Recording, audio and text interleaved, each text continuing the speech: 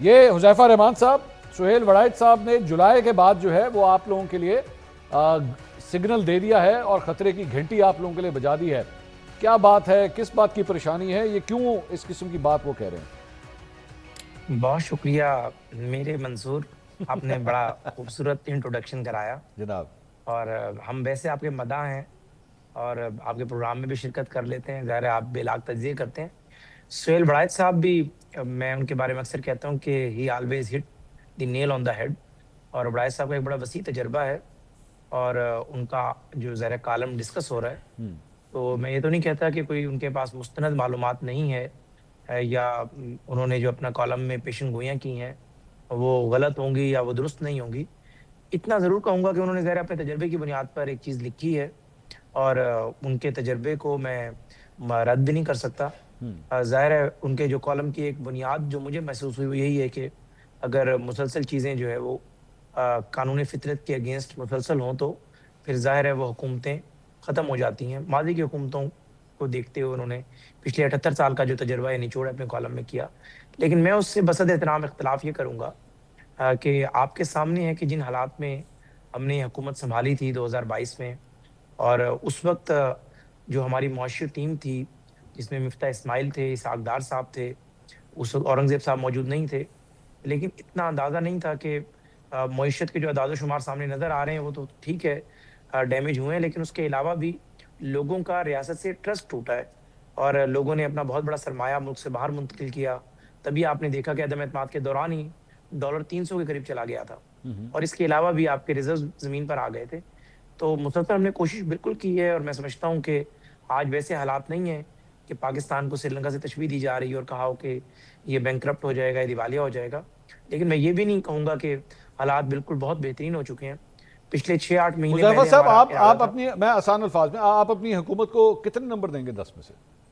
اور میں آپ کے انالیسس پہ نا بڑا ٹرسٹ کرتا ہوں کہ آپ بے لاگ بات کرتے ہیں. آپ خود دیجئے 10 میں سے کتنے نمبر دیں گے؟ آپ نے مجھے بڑا امتحان میں ڈال دیا. آپ پرچہ دینے سے انکار بھی کر سکتے ہیں. قاضی کو خود کہہ رہے ہیں کہ آپ خود جو ہے مدعی بھی ہیں، ملزم بھی ہیں، خود ڈسیژن کریں. میرے خیال سے موجودہ حالات میں اگر آپ بات کریں گورننس کی، سفارتکاری کی بات کریں، پھر تو میں سمجھتا ہوں کہ 10 میں سے 8 نمبر دوں گا. لیکن اگر آپ معیشت کی بات کریں گے تو میں 10 میں سے اس حکومت کو 5-6 نمبر دوں گا کہ معیشت کی جو ہماری ایکسپیکٹیشنز تھیں عوام کی تھیں ابھی ہم وہ اچیو نہیں کر پائے. لیکن ابھی ہمارے 2 سال ہوئے ہیں، آپ دعا کریں کہ اگلے 3 سالوں میں ہم اس کو بھی 8-9 کے اوپر لے کر جائیں. اچھا، آپ اس کو بھی، اور یہ جو آپ معیشت کے حوالے سے جو یہ نمبر اتنے نہیں دے سکے جتنے سفارتی محاذ پہ دیے، اس کا قصوروار آپ کس کو سمجھتے ہیں؟ دیکھیں، میں اس اسکول آف تھاٹ کا حامی ہوں کہ اگر کریڈٹ آپ نے لینا ہے تو اس کا ڈسکریڈٹ بھی آپ کو ہی دیا جائے گا. ٹھیک ہے. اب میرے پاس بہت ساری دلیلیں ہیں، بتانے کو بہت کچھ ہے، لیکن میرے خیال سے نہ آپ کنونس ہوں گے نہ عوام کنونس ہوگی. تو ظاہر ذمہ داری ہم خود ذمہ داری لیں گے جو ظاہر ہم حکومت کا حصہ ہیں. تو اور حکومت اگر نہیں، انشاءاللہ تعالیٰ ہم 3 پھر سالوں پرائم میں منسٹر ہوئے نا، شہباز شریف صاحب ہوئے نا، پھر ظاہری بات ہے the buck stops نہیں. at دیکھیں him. اس میں ظاہر شہباز صاحب ہیں، میاں نواز شریف صاحب ہیں، اچھا، اوپر نواز بیٹھ کے شریف صاحب چیزیں نہیں دیکھ رہے ہیں. ہے. ٹھیک ہے. اگر اوپر آپ بات کریں گے تو ظاہر جو حکومت کے سربراہ ہوتے ہیں، لیکن مین ظاہر اس میں اگر جو اعداد و شمار ہم اچیو نہیں کر سکے معیشت کے، تو وہ اس میں معاشی ٹیم جو ہے سب سے بڑی ذمہ دار ہے. نہیں مہدر پنچوتا صاحب، یہ آپ نے کالم شاید ہو سکتا ہے، پتہ نہیں آپ نے پڑھا یا نہیں پڑھا. آج خوش تو بہت ہو گئے ہیں آپ، مطلب آپ نے یہ کالم اگر پڑھا ہے تو کوئی نظر آتا ہے، کوئی ونڈو کھلتی ہوئی نظر آ رہی ہے، کوئی دور سے امید کی کرن، جس طرح وہ اکثر اوقات فلموں کے اندر جو ہے وہ سورج جب مطلب عروج پہ آتا ہے اور کھڑکی سے ایک روشن سی کرن آتی ہے اور اس کے بعد بڑا ایک فلمی سین بنتا ہے، تو آپ کو آپ کی پارٹی کے لیے وہ روشن کرن نظر آ رہی ہے آپ کو؟ بہت شکریہ منصور صاحب، آپ نے موقع دیا. دیکھیں، جہاں اس کالم کی بات ہے میں اس پہ تو کمنٹ نہیں کرنا چاہوں گا. ان کی اپنی رائے ہے، نقطہ ہے، خبریں لوگ دیتے ہیں یا ویسے اندازے بھی لگاتے ہیں کہ 3-3.5 سال 4 سال حکومت رہتی ہے اور ہٹا دی جاتی ہے، ختم کر دی جاتی ہے. لیکن اصل بنیادی سوال یہ ہے جو حذیفہ صاحب نے بات کی کہ ہماری جب حکومت آئی تو ہمیں ان حالات کا نہیں پتہ تھا، کن حالات میں ہم نے سنبھالا. تو میرا تو پہلا سوال ان سے ہے نا کہ آپ کو کس نے کہا تھا کہ آپ سنبھالیں؟ عوام نے تو آپ کو مینڈیٹ ہی نہیں دیا، عوام نے تو آپ کو منتخب ہی نہیں کیا. تو بھائی آپ نے قبضہ کیا ہے، آپ نے سنبھالا تو تب ہے نا کہ جب آپ عوام کے مینڈیٹ سے آئے ہیں. تو جب آپ عوام کے مینڈیٹ سے نہیں آئے ہوتے تو پھر آپ اسی طرح کی کام کرتے ہیں، اسی طرح کی پالیسیاں ہوتی ہیں جو ملک کو اس نیج پہ پہنچاتی ہیں. جو 8 نمبر انہوں نے دیے گورننس کے، 2200 के करीब मावराए अदालत कत्ल हुए हैं पंजाब के अंदर, 5300 अरब रुपए की करप्शन, 1000 जो है अरब की करप्शन अलग, और जो 12 अरब का तैयारा अलग। दुनिया के उन्होंने टूर्स लगा लिए, कभी सहेलियों के साथ, दोस्तों के साथ, कभी किसी मुल्क जा रहे हैं। 1 रुपए की इन्वेस्टमेंट पाकिस्तान के अंदर नहीं आई जब से इनको बरजमान किया गया है। अभी आप देखें ना कि एक शहबाज शरीफ साहब की ऑडियो लीक आई थी जिसके अंदर उन्होंने कहा कि मरियम साहिबा के जो दामाद हैं वो चाहते हैं कि जो इंडिया से प्लांट है वो आधा आ गया है तो आधा जो है बाकी जो है वो लेकर आएँ। ठीक है। और इसी तरह उन्होंने कहा जी कि हम कोई इधर सोसाइटी बना रहे हैं वहाँ पर जनूबी पंजाब वाली साइड के ऊपर जहाँ पर भी प्लांट की ज़रूरत है। और जो IPPs हैं, देखें आप अगर देखें ना, ये चनियोट वाला पावर प्लांट है जिसके अंदर तकरीबन 7.5 अरब रुपया 5-6 सालों के अंदर दिया और 45 साल तक उसके साथ एग्रीमेंट है। वो किसका है? वज़ारा चेक कराएं, हुज़ैफा साहब से पूछें कि वो किसके नाम के ऊपर है। वो शरीफ ख़ानदान का है।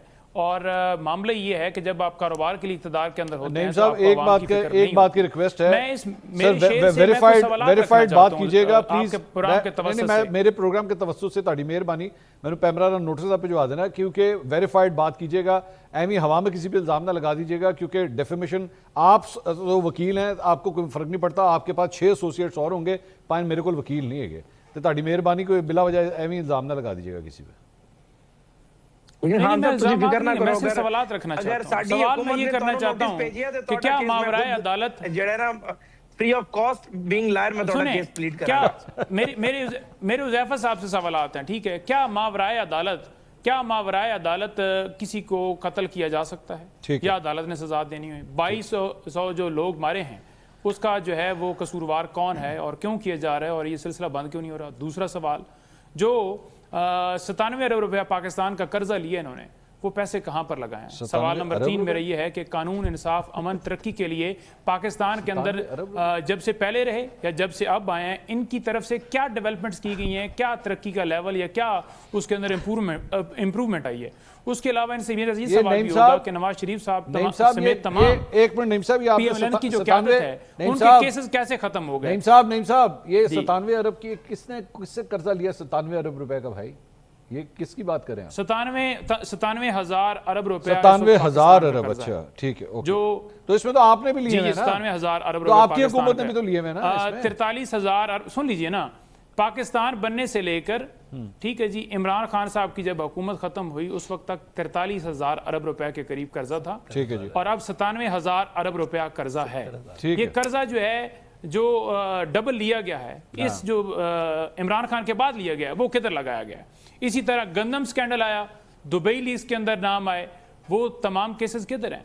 नवाज शरीफ साहब के केसेस किधर हैं? मोहसिन नकवी के हवाले से जो आबसार आलम साहब ने इंकशाफात किए कि डॉलर्स की जना भरमार जा रही है बाहर, और उन्होंने कहा इख्तियारात का गलत इस्तेमाल हो रहा है। वो चलो ठीक है सर, आपका पॉइंट आ गया, नईम साहब आ गया, आपका पॉइंट आ गया। ये आपने पूरी एक चार्ट शीट बनाई है जिसकी वजह से सर ये हुकूमत के लिए प्रॉब्लम्स जो हैं वो बनती हैं।